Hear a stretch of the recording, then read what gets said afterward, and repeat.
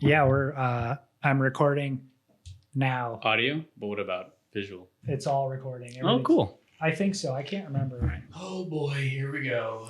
Whose phone? Let's do it. Oh, that's mine.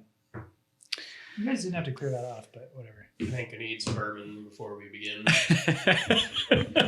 Clinky, clinky. Cheers and thank you. Cheers and thank you. Mm-hmm. Well, welcome to the Social Thorns podcast, a podcast for having interesting conversations in uncomfortable ways, or having conversations about uncomfortable topics in interesting ways. And my name is Sanan. My name is Scotto. Yeah. I am Hollis. Yeah. So today we're going to cover two overall topics. The first one is who were you during COVID? And then the second one is we're going to get into is the tension that I've been personally experiencing between being compliant and defiant during this period, and then using that to reflect on, again, who were you during COVID? And I've been challenging myself with this is I've been realizing that, 100 years from now, 200 years from now, 500 years from now, if this moment in 2020, and even if you think 2016 leading up to this point, was reduced to a paragraph in a history book, like it feels like way more. Will they have history books 500 years from now? You know what I mean? That's a lot to bite off. When they talk about history things, right? Like this is going to be reduced down to. Yeah, it's minuscule in the grand scheme of It's things. minuscule, but this is so like I personally it insults me to just even say that. It's minuscule, but like this is on par with the Great Depression. Like this is a substantial event in society, and that was 90 years ago. Well, I don't know if it's necessarily on par because it's not as desperate of times as what the Great Depression were. Yeah, we're literally surviving by watching Netflix. Yeah, what's the memes that are going on right now? I Tiger fought King in was World pretty War sweet. II. Tiger King was awesome. I really enjoyed that a lot. That was like my favorite part of quarantine. But like the big thing that I've been wondering now is, okay, as we come out of this, so when we look back on this time a year from now, or at the point where COVID has now passed, we're back up to what we were doing before. There's no restrictions, or at least the restrictions are not going to be increasing anytime soon. Yeah. If I look back, who was I during that time? And I want to ask that question because there are people who are currently, I'm wondering if they're going to look back on their current behavior and feel like, are they going to reflect on it and be like, I was the best person I could have been, or I was that asshole who screamed at a Costco employee for being asked to put a mask on. So hold on though, before we go further. Yeah. You're looking at it with one set of lenses right now. And that is when we go back to life as we knew it. Are we going to go back to life as we knew it? Let's just assume at some point there is going to be a time where it's like, well, 2020 was So crazy. the hypothetical is we go back to life as we knew it pre-COVID. Or just we now are post over COVID. Gotcha. Okay. Okay. But we're looking back on it. And if that took 5 years, it takes 5 years. Yeah. At some point, this is going to be over. And it's going to be like, remember that time. Hopefully. And then I want people to think about is, who were you during this time? So when you're asking that question, you're saying, who were you during that time? You mean like, how did you respond to COVID? How did you occupy your time? Yeah, How did you look at the media? How did you react to the people that are in one extreme or the other? Where were you in the pendulum? But also, and to add one last dimension to that, is if you're thinking about who you were right now in this time, it's kind of setting you up for who do I want to be. So if you haven't been who you want to be, when you reflect back and be like, shit, I wasn't who I was meant to be, now's the time to course correct. Now's the time. So it's a reflexive question. It's asking you to reflect on yourself right now, in the hopes that when you look back on it, you're like, I did the right thing. So let's talk about how we're reacting to it right now and how we actually are right now. So what are some changes that you have personally experienced throughout your time in COVID? When this first happened, I was actually a lot more stressed than I realized. It took me a good March shot. Like I had a lot of career momentum, and that pretty much came to a grinding halt. I didn't lose my job. I was fortunate enough to not lose my job. Like that is something that, as a privilege, has provided me so much stability. For sure. I know friends and family who lost jobs immediately. Right. And I know some obviously who lost them a little bit later. Yeah. And then there's obviously the We know few. people. Yeah, the few that still are employed, fortunately. I had my wages cut back almost instantly. Yeah. Like the moment shutdown happened, it was just, all right, next day, phone call. Yeah. Here it is. So while I keep answering your question, there's also going to be like, I hope that business owners reflect. I hope that people who were just active political participants, because this became political, right? Like wearing a mask became a political stance that you either take or you comply with. So I want to talk about that. But then in terms of myself, that whole thing of my career, I had in the entire year booked. And then that literally vanished. Dissolved into thin air. Into nothing. And even though those things that I was working on is important, I'll come back to them when I can travel again and we can be in person, because that's my job. I talk to people in person. That took me a while to figure out. I mean, and not only that, I was living in a place that I didn't like living in. I was forced to, we literally moved the week before COVID, and we were forced to because we got a new landlord. So there was a lot going on that just really sucked at that time, but I was thankful enough to not have, if I'd lost my job and that happened, that would have been pretty rough. So the CARES Act wasn't actually implemented before you had to leave your past place that you're living in? No, it hadn't passed yet. Wow. Yeah. Okay. We moved March 1st. Okay. You helped me move, Yeah. And then what, a week, maybe 2 weeks later? I don't remember We it all. literally had It all one kind of week. blends together now. We had 1 week in that house, and then Yeah. all of a sudden, Holly, my partner, all of a sudden she's got 3 monitors in the kitchen table, and it's like, well, this just turned into a house that had more space, and now we have less space. There was And a now one little, bedroom. bit of a lag there, because even before PPP came through, right? Like I had my salary cut back, and then there was like 2 weeks before PPP happened, and then it was like, oh, okay, like, hey, do you want to come back on? Well, with PPP? And it was delayed throughout quite a few states as well. I mean, my mother, for instance, she didn't get unemployment. She was laid off. She works for a dentist. She didn't get her unemployment until several weeks later after qualifying for it. So she had a backlog of unemployment processed for her. Fortunately, she was able to receive it. However, she didn't have it for, I want to say, up to a month. Yeah. So a month's worth. I mean, she's in good standing. She didn't have to rely on it. She had savings, of course. But imagine the person who doesn't, who's trying to file unemployment, getting that runaround over and over again by the teleworkers that are processing that and not being able to accomplish anything. I mean, at that time, they're starving. At that time, they got to pay rent. Bills don't stop. Nope. Some bills, some companies were nice and gave some reprieve to individuals. Yeah. Like I myself called in my truck insurance and had my bill reduced because I wasn't driving the mileage that I was driving originally. Yeah. So they're like, okay, cool. We'll slash your monthly bill half or more. I think I got 60 something % off. It was, Nice. It was great. I got a $25 check in the mail. Oh, I'm dead serious. It's $25. Oh, we had Katie's her student loans. We didn't have to pay those for a few weeks. For a few months. For a few months. Amazing. Same. Yeah.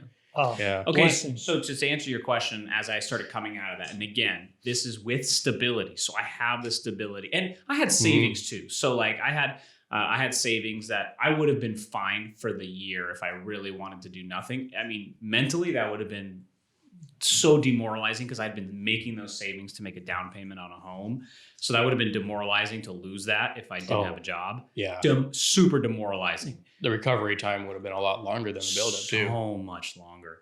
But so I had that stability, but what ended up happening is that as I started coming out of it, I developed new hobbies, or I furthered my hobbies. I further evolved those hobbies. We have Mesa Ren here, which is our indoor climbing gym. And I realized I'm like, wait, I could just go outside all the time instead of just the weekends. Cause I was just doing the weekday thing. That's cause I had to commute. Yeah. I have to commute to work. And then it's like, well, it's better just hit the gym and actually get a session in rather than going out to the crag. It's already dark. I got to have lighting, which I'm going to get. But so my climbing evolved. And then I started just doing Google Maps and zooming in on weird rock features across San Diego County, and then just going out and exploring and finding cool stuff in San Diego that I would have never found if I didn't have an extra little bit of extra time to literally zoom out of Google Maps and zoom in, zoom out, zoom in. I found homeless encampments. I found I found the McClinty, I think it's McGinty mansion that burned down. I was like, is this a compound? What the heck is that thing? Exactly. I've never heard of the McGinty mansion. Yeah, you're a native too, aren't you? San Diego? Yeah. So there's this mansion that was, I found it on Google Maps, and I was looking at these mountain ranges, right? Because that's where all the rocks are, or these, big areas. And there was this giant, like weird spot, and I zoomed in, and it looked like this there was a truck there, and I was like, is this like some cartel operation? It was huge. A bunch of roads that led up to it that were closed off, and I was like, what is this? I thought it was more construction or like some sort of solar panel, but it looked dilapidated, and you can hike to it, and it is this McGinty mansion. The entire mountain is called the McGinty mountain. And this place burned down. So it burned, the family left. They have a tennis court. I also found another interesting thing while going on Google Maps that apparently people in La Jolla do, which is if your neighbor has a tennis court, you should have your own private tennis court. So you could literally zoom in on these like neighborhoods, and you have like, eight mansions in this giant vicinity, and each one has their own private tennis court. Keeping up with the Joneses in La Jolla. Yeah, that's gotta be tough. So if I look back on who I was, I came out of a rut. I started focusing on my fitness, my mental health. I reoriented how I view my career and the momentum I was expecting, and being like, I have to roll with the punches, and then reprioritizing that. And then just becoming more cognizant and compassionate for the situations that people are in, and not and withholding judgment, which is I want to get into with you guys. Well, I think the meat of what you're talking about, though, comes from like why that question is relevant in the first place. Because what really happened when COVID hit that was so cool was, although we were all very scared and all of a sudden people started losing jobs, this and that, this like environment of like, well, what am I doing on this planet? Like you started to kind of really see your own mortality and started to look at, and then you had these like series of factors line up that kind of made it easier for you to become something else. So like me, like I've always been super entrepreneurial. Like I started my own business, marketing agency like 7 or 8 years ago, and then ran that for 4 or 5 years, did pretty well with it. But then everything went crazy. Another podcast for that one. Long story short, I started working for other people the last like 3 years of my life. And I was like sitting at my computer at home now, like, why am I doing this? Yeah. And then you learn like, well, unemployment, there's this giant like kicker on it now of like $600 extra a week. Yep. And you're like drying out next week. It's like all of the factors that you always wanted to become who you want to be kind of finally aligned.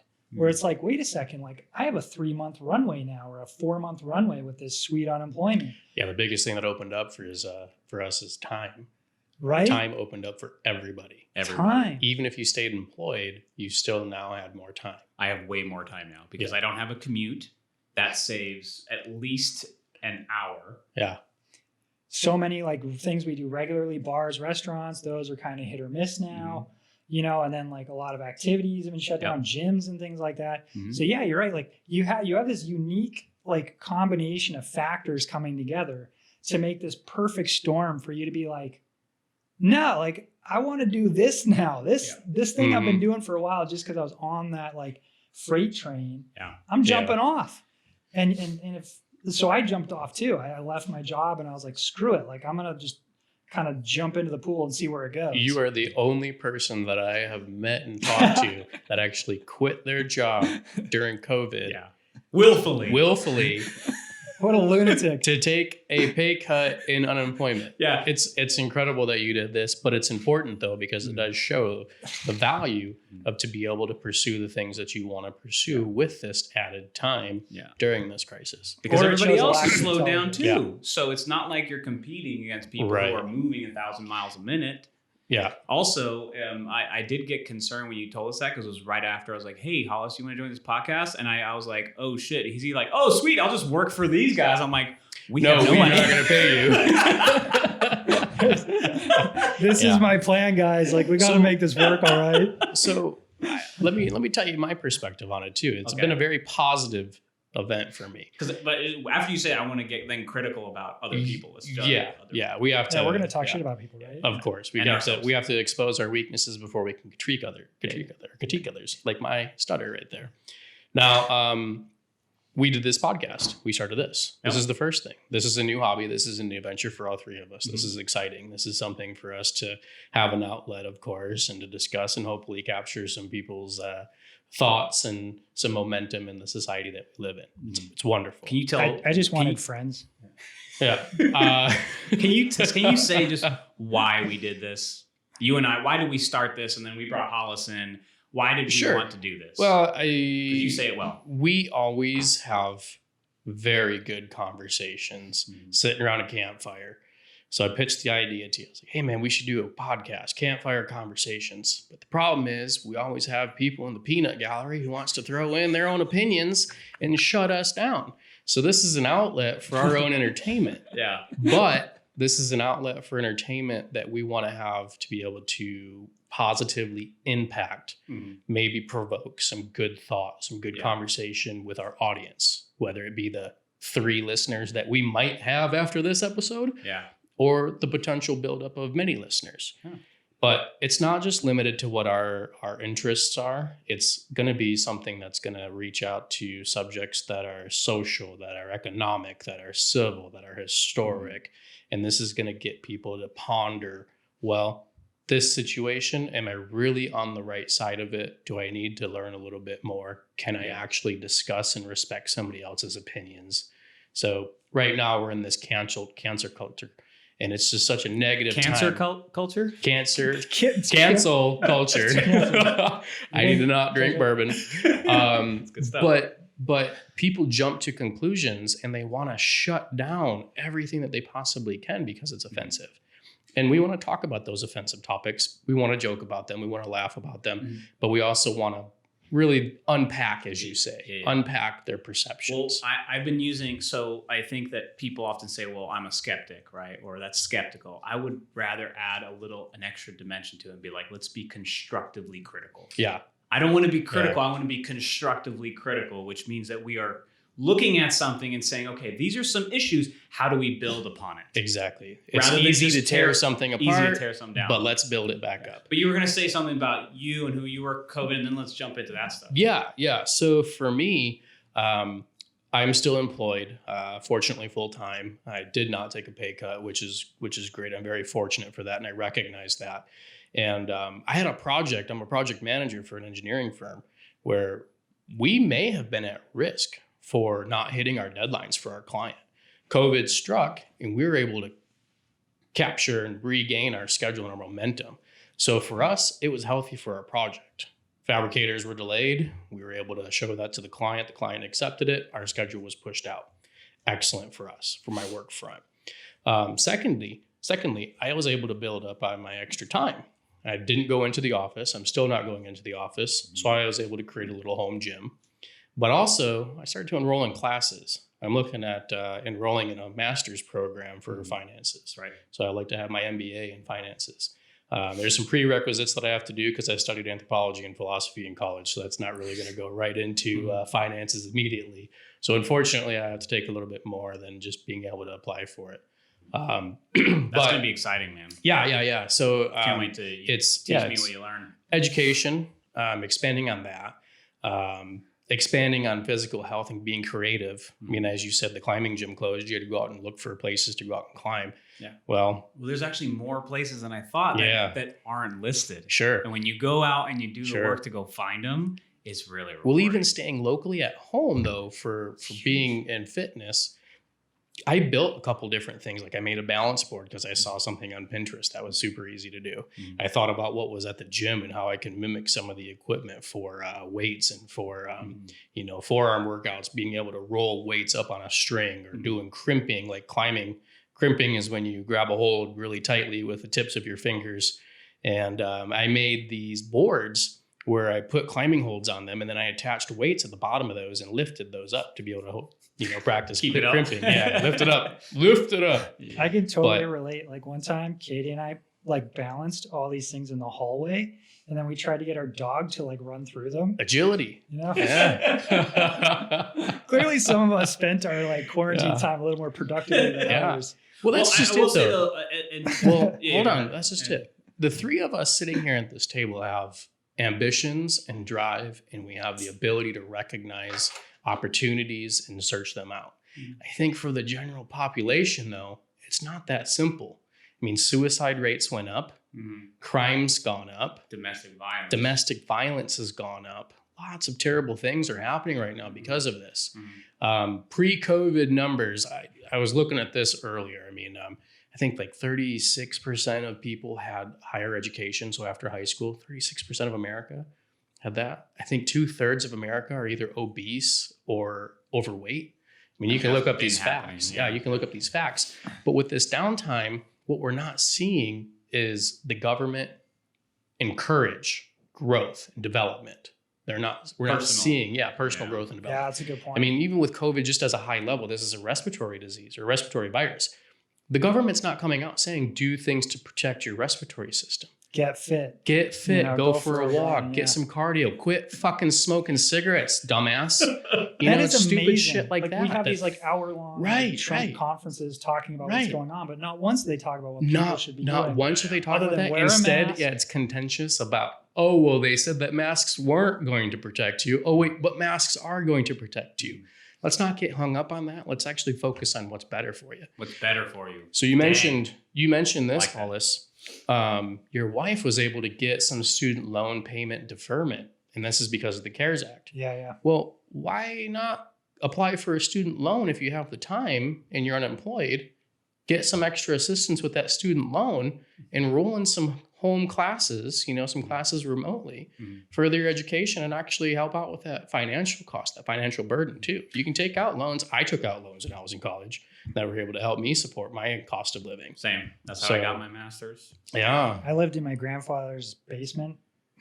You got your degree. I'm curious degree, though. Okay. Yeah. I'm curious though, is there something in the CARES Act that allows student loans to be granted for I guess a farther reaching populace than what we had before when I was in school in 2006, 2003? I have no clue. Yeah, I think don't know. what you're getting at, and this is something. So before I want to move on into the social issues, is that who you were maybe 15 years ago? I was an asshole. I didn't like myself 15 years ago. Right? But if COVID happened then, would you have recognized the opportunities that you've been presented with today? Oh God, 15 years ago I was 20. Yeah. 10 years ago I was 21, so maybe 12 years ago. If COVID happened to me 7 years ago, I wouldn't be in a good position. But I made the sacrifices back then to recognize I need to improve I don't want to just say, oh, thankfully, it's just my employer that helped save me. It's like, no, I also found my employer, and my employer found me too at the right time.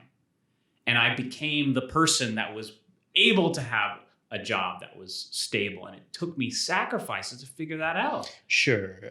I guess in reflection, you had to make sacrifices back then to set you up for you didn't just fall into a project management role. No, I think that I've always talked about this actually, that I think I became an adult at 27. Yes, I was legally an adult, obviously at 18, but I don't believe I was actually on a path, understood what I needed to do, focused on anything until 27. Yeah, I still don't. Yeah, it's clearly. I was really gung-ho, but I think I might have had my priorities all out of whack. Yeah. I mean, I was in the bars. I was bouncing around all over the world, doing as much as I possibly could. Opportunities would present themselves, and I would drop what I had at a second's notice just to go seek a new adventure. Which means you had no real aim. That sounds which is great. fun. Yeah, it was great, but it was not, conducive for putting a nice nest egg together, building a house, having a family, those types of things. Not saying that's exactly what I want right now. I'm just saying 27, I wasn't aware. Yeah. 27, I became aware. Before 27, I wasn't. 27 was a good. That was like towards the end of my master's program, and I was starting to come into my own as a person. It was really Got your first girlfriend. Yeah. Scotty, how old were you when you graduated college? Oh man, 22, 24? No, I was a super duper senior. It took me 6.5 years. Oh, Okay. Yeah. But I went to work in the Middle East as a military contractor. Okay. You took that break, didn't you? I took off, went to South America for a year. Bounced around for a little while. I would fuck off for sure. But I also, like I said, I went to work in the Middle East. I mean, this is the highlight of the Afghan-Iraq wars and everything. Yeah. So I saw opportunity to make money. Went over there at 24, something like that. So right around the time that everybody's graduating college, I was like, fuck it. I'm going to go make some money. I'm going to go see the Middle East because this is the only opportunity that I have. And what a mind-blowing experience it was for me, because I had this narrow scope of what was actually over there. This really closed-minded perspective of Middle Eastern people, what the Middle Eastern geographic area looked like.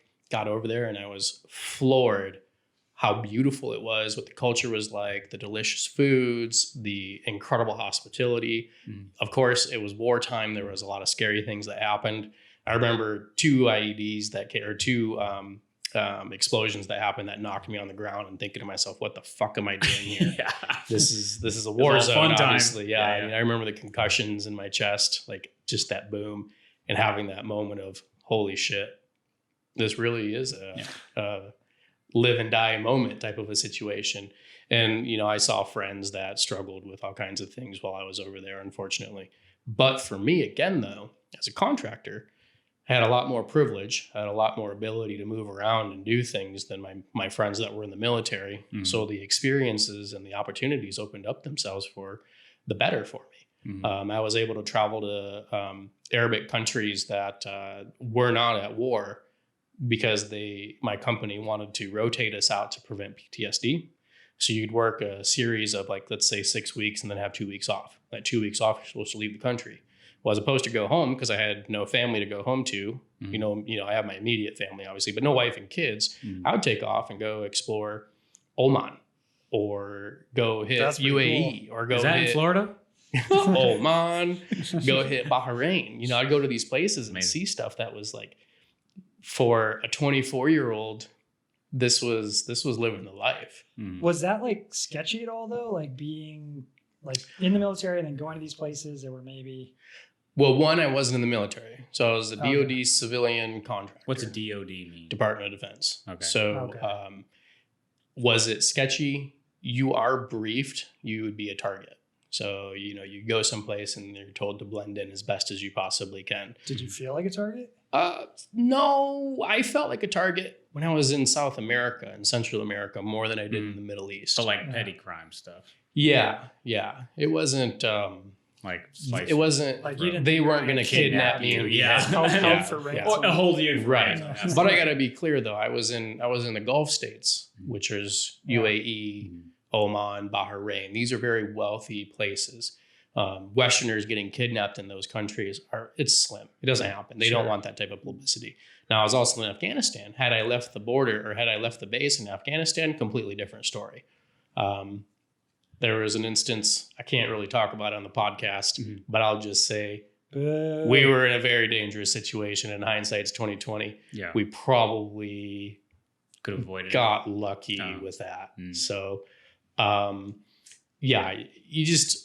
When you're 24 years old, though, and you don't have that sense of direction and you're just going for the adventure, everything is just such a new and exciting world. And it was great. It built the foundation for me and how I look at things now. Looking at COVID, coming back to this, this opportunity and experience to stay away from the office and not go in that 8 to 5 or 9 to 5 or whatever. I have this time on my hands. And I'm also restricted. I can't internationally travel right now like I would like to. You would see these hot spots pop up across the states, Florida, Michigan, where my family's from. You can't go visit them, so you're stuck at home. So typically, I guess you hear that saying, idle hands are the devil's playground. Not for me. It was all positive for me. It's been positive, right? Yeah. Look at these guns, dude. I've been straight flexing. Yeah, I hear statistically actually that when women lose their jobs or there's a recession or something like that, they have a tendency to go back to education much faster and kind of adapt to things much better. And men typically like go into like downward spirals. Did you just call me a female? It's just an interesting tidbit, you know, that like I wonder what that would be based on. Women typically like, yeah, they're so kind of, I don't know, wired slightly differently. You might want to fact check yourself there, Hollis. No, it's really true. It's like a real statistic. Yeah. Well, I'm not calling you a woman or anything. I'm just well, I think generally speaking, I have no statistical information, nothing that backs this up at all. But I think women are usually happier than men. Just in general. Like I seem to recall something in like interpersonal communication classes back then, like women have a lower suicide rate than men. Women are more driven. Well, they have a less lethal suicide rate. So men typically, when they do suicide, they are more lethal because they use more lethal means. So they're successful. They're more successful. Yeah. So men will use guns, jump off points. Sure. Women will be more like pills, cutting yourself, maybe incorrectly. So men typically just use also more lethal means. Gotcha. Like it's pretty severe. It's pretty sad. I didn't mean That's to take sad. it kind of as like morbid path. Well, I want to ask this question because it has to do with like the COVID and opening up your mind. And you said something important, which was back then it was new and exciting for you. And right now you can say it's new and exciting for everyone. Whether or not new and exciting is good or bad is irrelevant because it's that for you. It's for everyone, new and exciting. And I want to reflect, and this goes back to who were you during COVID, is that people have taken up arms, or metaphorically, they've taken up positions and stances and have become politically active, whether that's, protesting the closures, the lockdown, George Floyd and the police, whatever it is that people have become more active in, whether that's through Facebook or online or in person. There's this interesting dynamic where people believe that they're always on the right side, right? So I'll give you a specific example is then we recently went back on lockdown in California. Businesses got back on lockdown and they've alleviated some. They're like, okay, well, this time you can be outside. Are we breaking the law right now? We're not social distancing. We all live together. In San Diego. In San Diego. On Earth. On Earth. Yeah. Exactly. So some businesses said, you know what? Screw it. I'm just going to keep operating. And people got like, you asshole. Like, how can you do that? You're prioritizing profit over human lives. Even though that's a big assumption to make because we have to think about like everybody is faced with tough decisions right now, especially business owners who may have family who are sick, who may have dependents on them, who may be purely cash flow dependent. So they're having to make tough decisions about their livelihood. And people are saying, okay, well, to sum up their decision-making by you're putting profits over people. You might think you're on the right side of good today, but what if it comes out that those businesses were actually using sanitation methods that helped prevent COVID? And in the future, when there's some sort of state regulation or federal regulation, I imagine this is going to happen at some point, that if some pandemic happens, that there's like a protocol of like, here are the regulations that allow you to stay open. I'd be willing to bet that's not going to happen underneath the Trump administration. You're welcome to make that bet. I think you bring up a really good point there because in that situation, they're right now, but could they be wrong later? And it's like, are you reflective enough to but who's be aware to of say that? it's right or wrong right now? That's the point. Like that's the point. That's why this is such an interesting thing to discuss. Is there's no easy answer to this one. Like if you're a business owner and you've got to put food on the table, you've got to operate, right? And like so you do everything you can to operate safely. But if the state just says, no, you have to shut down, the state's putting you out of business against your will, against your control. Like that seems quite crazy. Like it should be like, and then the other side of it is it's your responsibility to operate safely. I'm of the position. It's hard. I'm of the position where it should be left to businesses to remain open if they would like to, or close if they would like to. And it's up to the customer and the consumer Boom. to Bingo. be able to be a patron of that business or not. So if Bingo. the government's going to make a business close down, the government should have to make that business whole for the time that they're shutting them down. I don't want to be in the business telling what the government has to do or doesn't have to do, 'Cause, like- but I understand the logic. Because if you're going to tell me I have to close my doors, I can't operate anymore, then Yeah. like you're mandating that. There's still demand for my service. There's still people who want to buy my goods. Yeah. You know, And there's people who don't because they don't want that exposure. Exactly. That's my point. It's like, so when people are judging other people right now, and when we're attacking, so this is this weird phenomenon when we're taking a stand against someone else.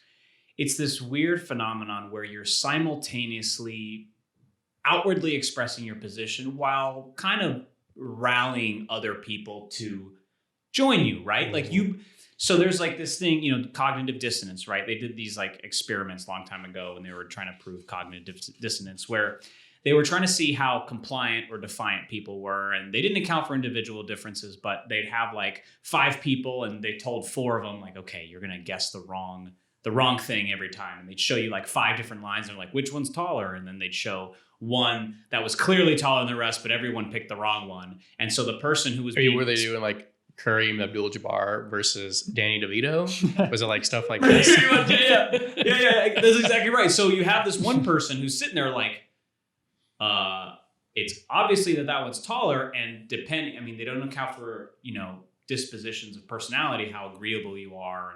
And, but some people will start complying and go with it. Right. So you have this compliance effect. And so I'm trying to understand how people are so willing to go up against, for example, defund the police. They're so willing to say, this is what's right now. But what happens 5 years from now when you do defund the police and things don't work out? If they don't work out, are you able to reflexively look back and say, shit, I was part of that group that said to defund Man, police. It's tough. It's hard to predict. To abolish police. I didn't mean defund, I meant abolish, because that's a whole different camp, right? You have abolish, defund, reform. Right. Those are different categories, but I'm trying to do the extreme one right now. Well, I look at just as a big case, a big situation. Like, look at the deltas between the people who voted for Obama and the people who didn't. The people who didn't vote for Obama still think that he was a terrible president. The people who voted for Obama still think that he was a great president. Mm-hmm. We're now approaching 4 years later after his last administration, right? Mm-hmm. So we're approaching this, and we still have, actually, in my opinion, probably a worse rift. So 5 years from now, we might see a worse rift than what we're seeing right now. I think that's a scary thought. That's cynical for sure.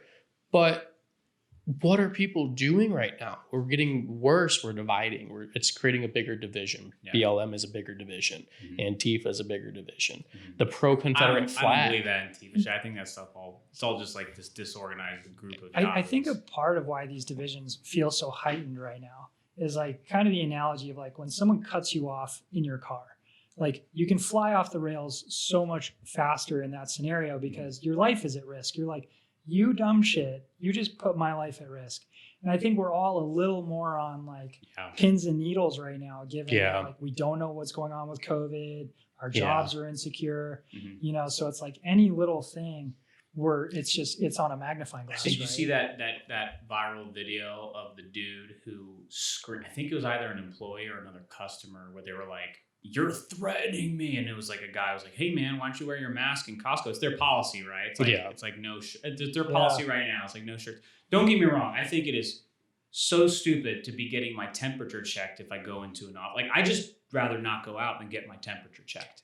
That's right. Personally. So I don't have to go to Costco if I don't want to. I have other shops. Every single place right now requires me to wear a mask. I don't want to wear a mask.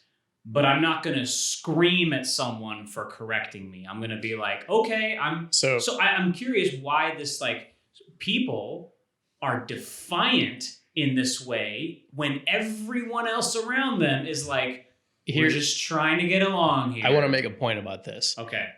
The clerk working at Costco doesn't make the rules. No. Coming off your fucking gourd off your hinge to fucking lash out at somebody because you don't agree with the policy, you're lashing out at the wrong person. Yeah. So all of those idiots out there need to stop that shit. It's uncalled for. You're better than this. Hollis, can you find the story? There's this lady in San Diego, in Claremont, who yelled at this dude.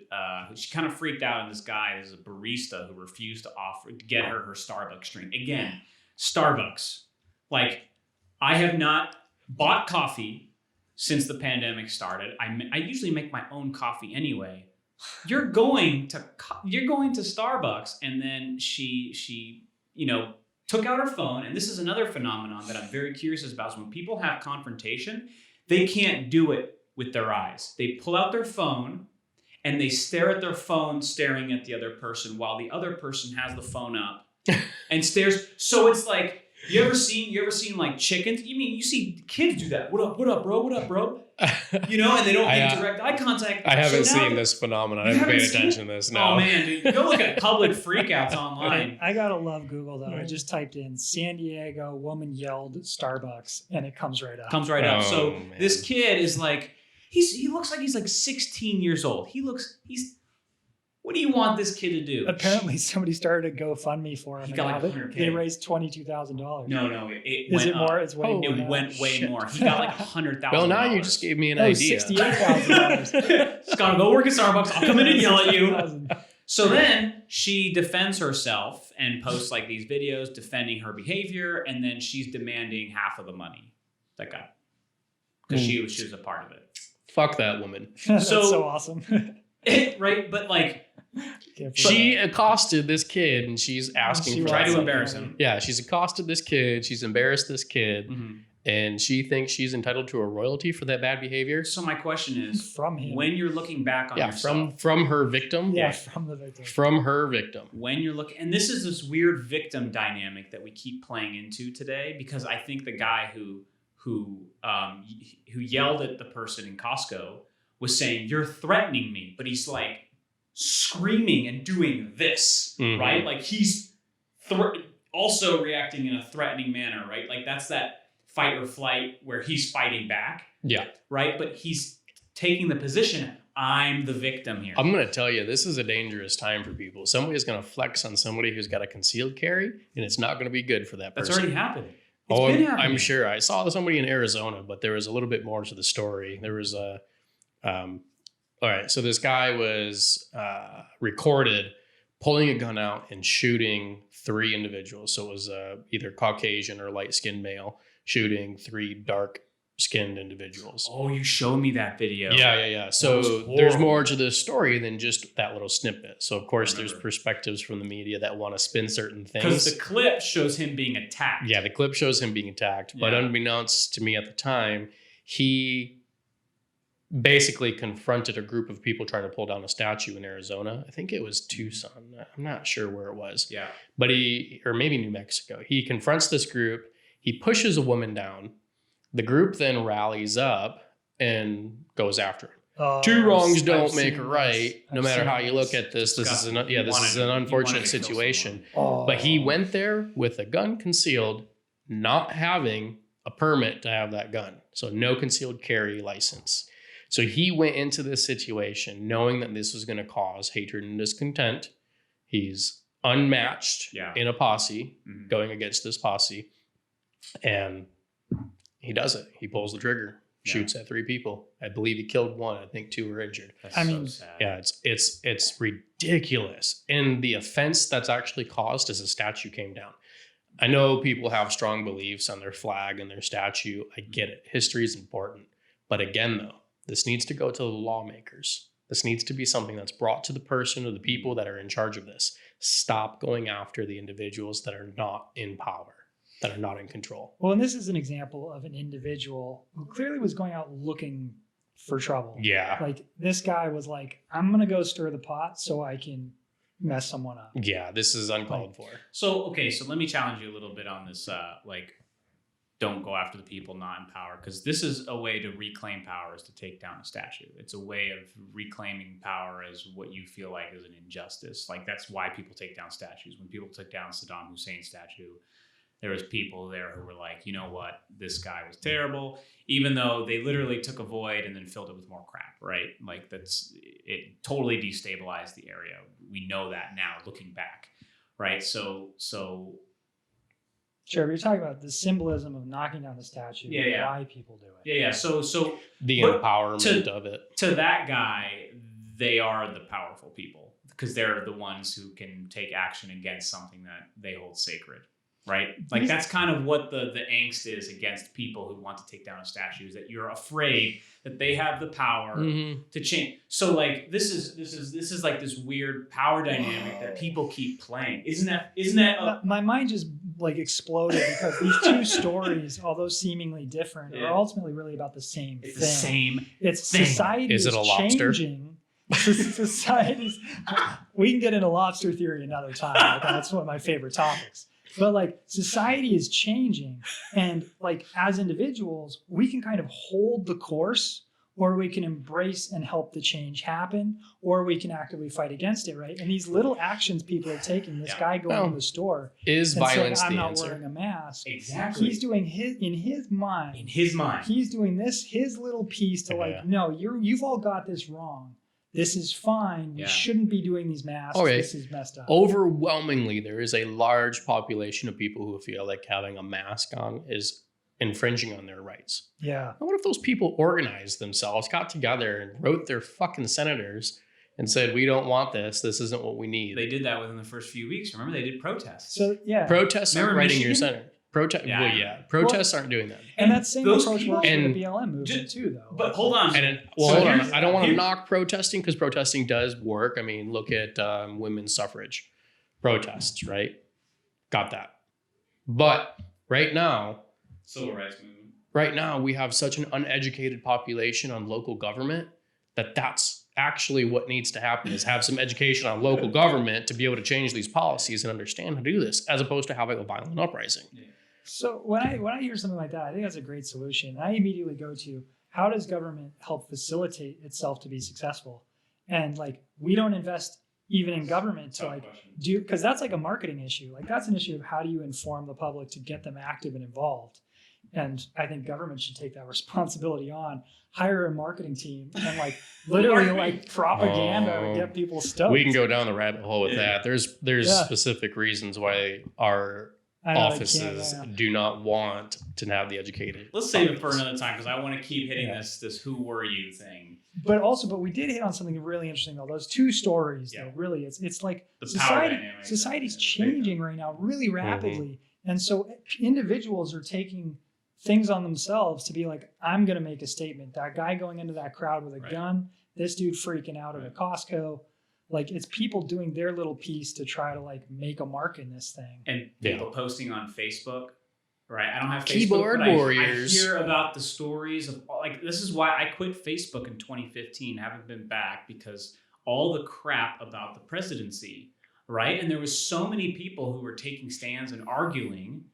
And I was just like, this is so, there's like, it's almost like I'm making a point to rally people, but then also simultaneously, it's also to exclude people. And people are upfront about that. If you don't agree with my views, unfriend me. Like, what a passive way, what a shitty way of dealing with your differences between people, right?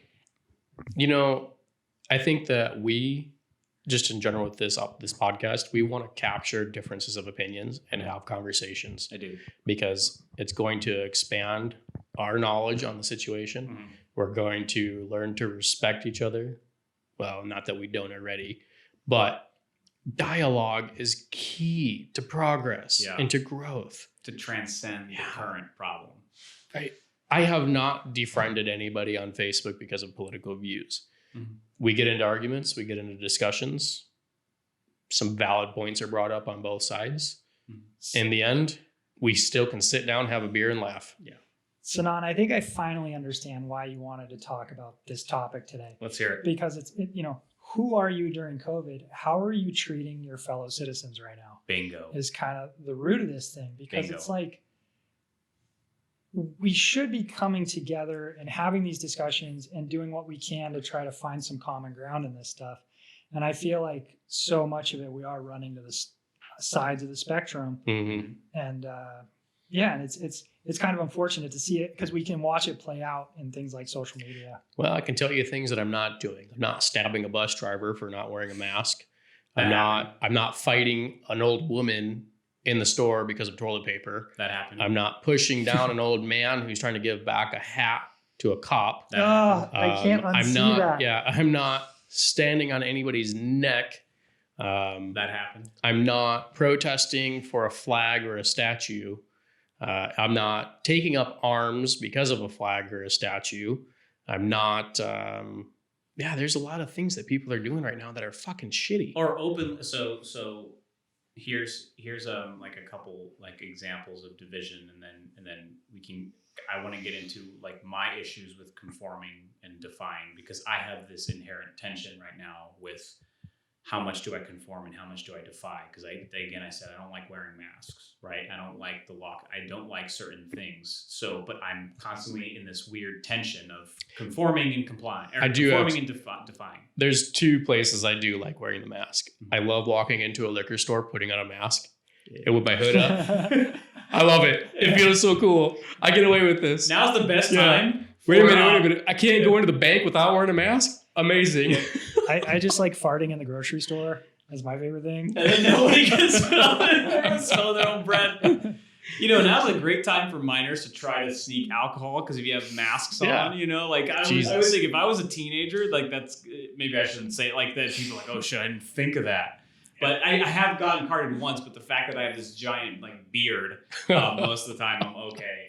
But I would. No, I get what you're saying. Yeah. You have a sense of rebellion because of this. Mm-hmm.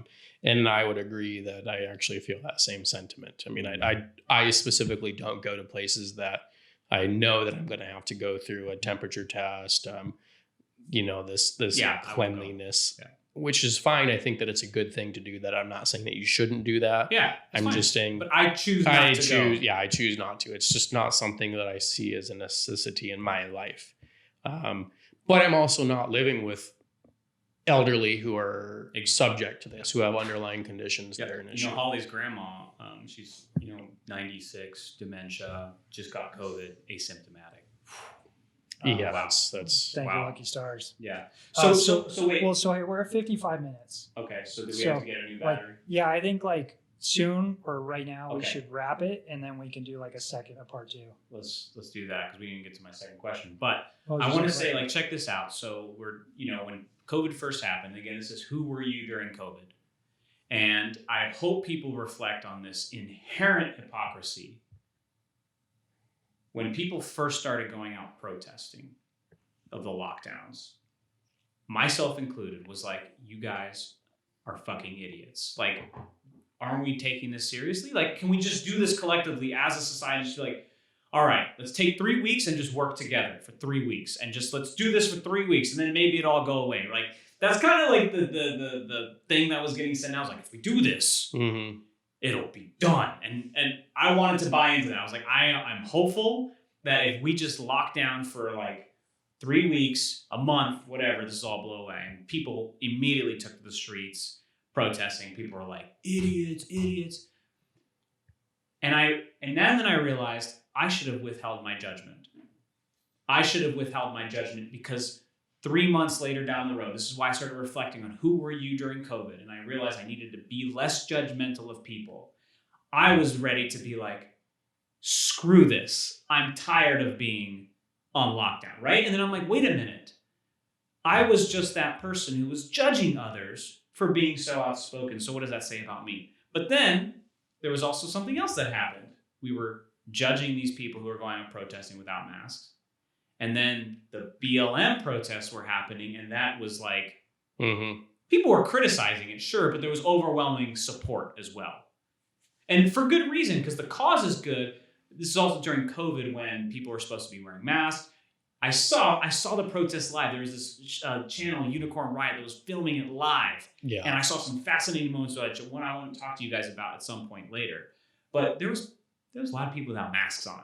Of course. And people were like, dude, this is so great. And I'm like, wait a minute. We can't treat we have to be consistent, and then we have to not only just be consistent in our judgments, but also be consistent in our reflection of I was wrong about my judgments, and I was wrong about my judgments about the people who went out on lockdown. I get it now, and I shouldn't have been so quick to judge. That doesn't mean that I still support like protesting the lockdown, because I recognize we have to sacrifice some, but I realized I was judging early. Where I'm at is I looked at the statistics. I saw that the numbers, they aren't dramatically high in San Diego. They are dramatically high in New York. They're dramatically high in New Jersey, LA even. But in San Diego, not so much. Mm-hmm. So for me, statistically speaking, is where I drove my actions. I didn't judge people who were out there protesting. Because one, I think that if you have passion, you should stand behind it. Two, I'm just not that person who's going to go out there and protest for stuff like this without having a firm knowledge and firm grasp of it. Now, if I had friends and family who were being kidnapped out in the streets, then I'm probably going to start stepping up my game and grabbing some guns. Mm-hmm. But with COVID, with the numbers, I mean, we're still under 500 right now in San Diego, from what I understand from the last statistic. Deaths. What? Yeah, I think we're still under 500 deaths. Is that in San Diego? Yeah, no, those are real. I think it's like pretty sure. Right? Yeah, I'm pretty sure that we're under 27,000 cases in San Diego. Yep. Yeah, something around. So with that said, of the population, statistically, I don't feel like it's a threat. I don't feel like it's a threat for me. The chances are too slim for me to really get bent out of shape about it. Yeah. Now, if the policies are wear a mask when you go out in public, fine. I'll wear a mask when I go out in public. Does it really hurt me? No, it doesn't really hurt me. Is it possible that it's going to help prevent somebody else from getting sick? I get it. I can support that. I'm all about it. I have 6 masks, predominantly because I keep on forgetting them and I have to buy one every time I go out. I'm so cheap, I only have one. I've only had one this entire time. I have them smells everywhere. like my beard. I have 6. Smells like my beard. I wash them. I take care of them, but I forget them and I have to buy new ones. So I'm helping out the economy. I'm putting in my $1 to buy a new mask. I literally have only had, I had 2 masks, I lied, and both of them were free from work. And similarly though, with BLM, there's something that came out of BLM that I completely disagree with. And it was the I forget the saying exactly. It's passive whites are active racists or something like that. Yeah, you guys know that? Like that is absolutely disgusting to me. Mm-hmm. Completely different subject, but same time frame. I don't think that it's right that they go out and protest without masks. I completely stand against that if they really do believe that masks are going to help prevent the spread of COVID. But maybe there's individuals that are protesting with BLM or other that don't believe that masks are really a necessity anyway. So without actually understanding that protester's perspective of what they made that judgment call for not having a mask or having a mask, that's a different paradigm. Yeah, I mean, I will challenge you at some point about the passive whites, or what was it? I think it was. I forget what that's a very like tweetable quote. Yeah, but I also lived through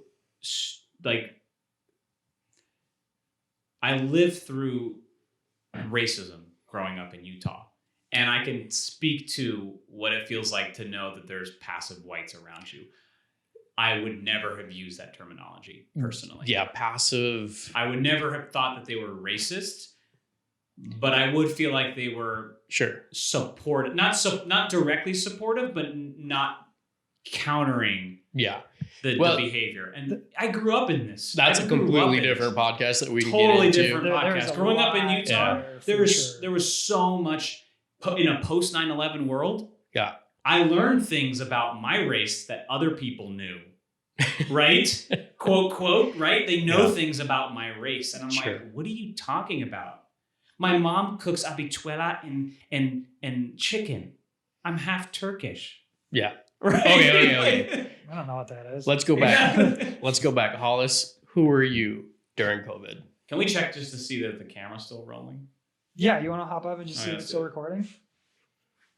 Because it may have turned off. And it's like, well. Maybe, yeah, check it out. It'd be cool if it turned off right when you asked him that question. That'd be kind of awesome if I never recorded. Oh, we're still going. How's the battery look? I have bottom no right. It's red and it says 22, 37, 38.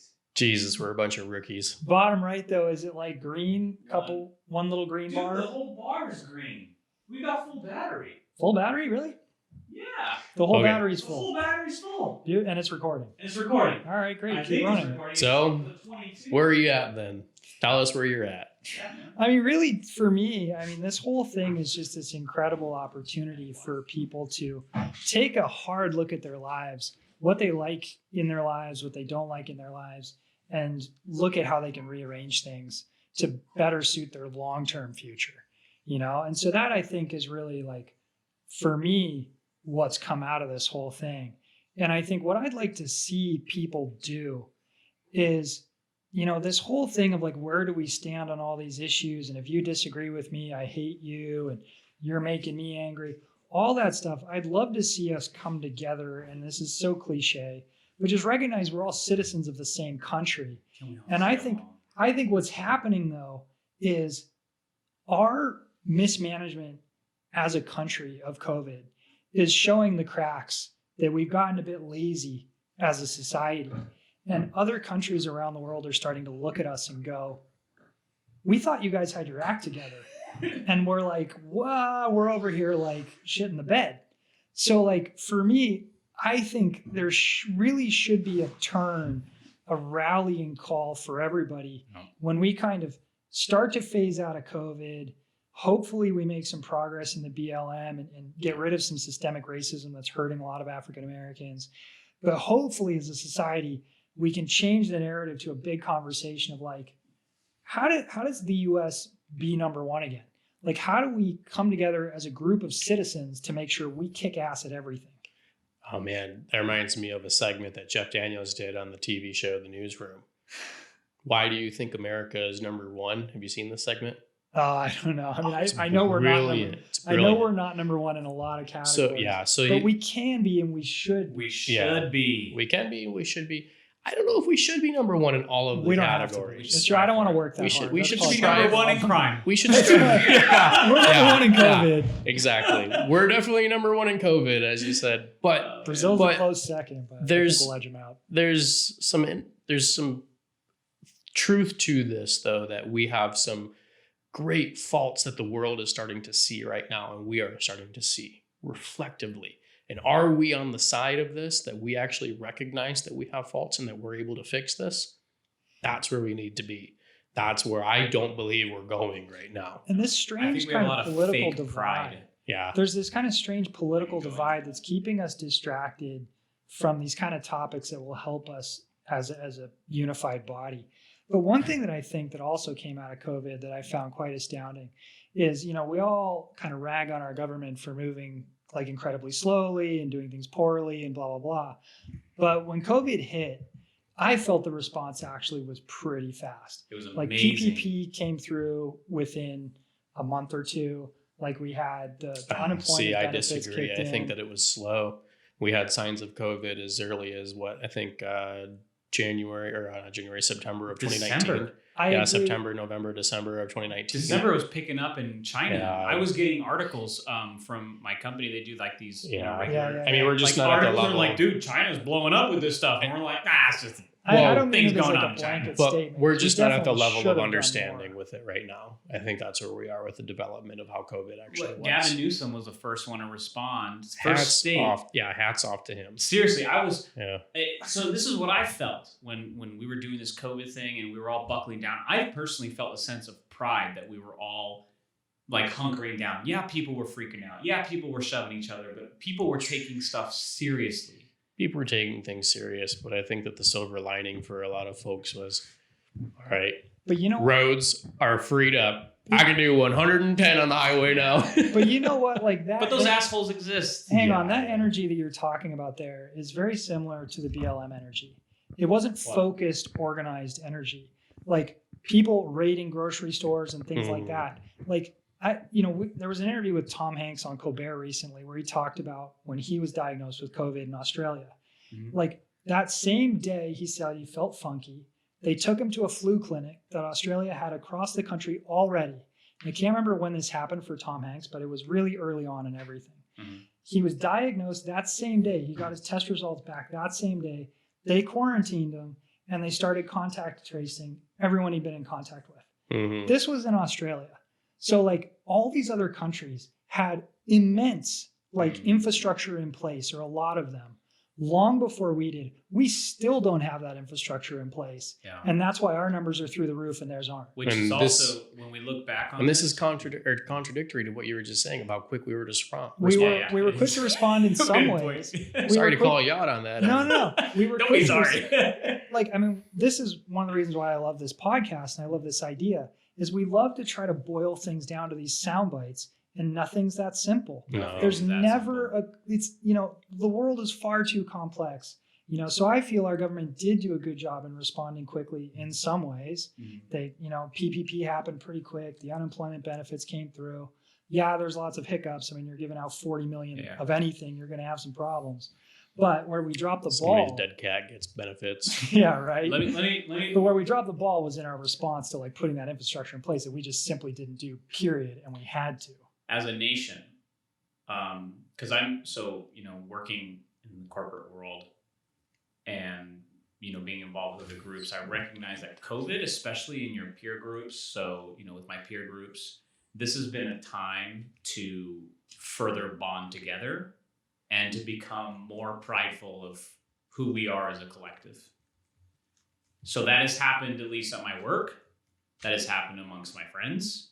Like, dude, we've been going out. We've been having fun. We've been tight. There's been less ancillary people in the group, right? It's true. That's right. It's true. My family's closer together, not because we weren't talking, but now we're all talking at the same time. Yeah. Right? So, I call my mom up, call my dad up. But now we're like, we're having a Zoom call together. Mm.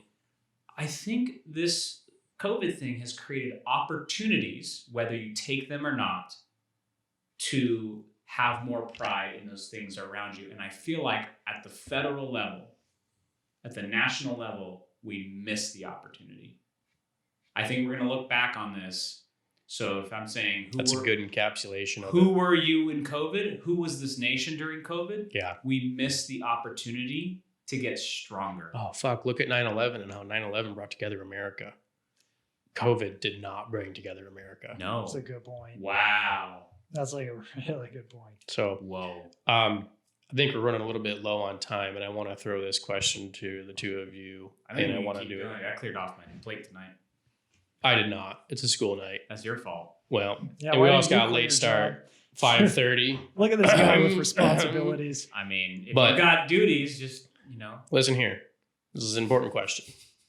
Did you watch Tiger King? Dude, people are united on that. That was an amazing show. You didn't watch it, did you? I did not. You must. I did not watch it. So you're a yes. Yeah, 100%. 100%. Oh, It was amazing. 100%. I'm judging the both of you right now. It was so great. Yeah.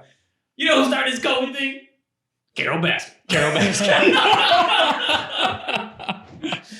I saw about 15 minutes of that show because my roommate was watching it, and I was like, all right, I know everything that's going on. So good. I know this whole show now. Dude, there This was- is I'm enough. so sorry There for was you. guys- This is so much. No, It is so much. no. Every No. twist and bend that you could There walk was in. no- Where's Waldo? there was It no kept twist and ratcheting bend. up. It just got crazier and crazier. Like, there's no way it can get crazier. You know those So then mazes that boom. you did as a kid? Like, this one just went forever. And it was amazing. You're like, I'm okay with it. I'm okay with it. I'm having fun. Well, That's something all else. right. On that note, good talk, guys. We gotta keep that.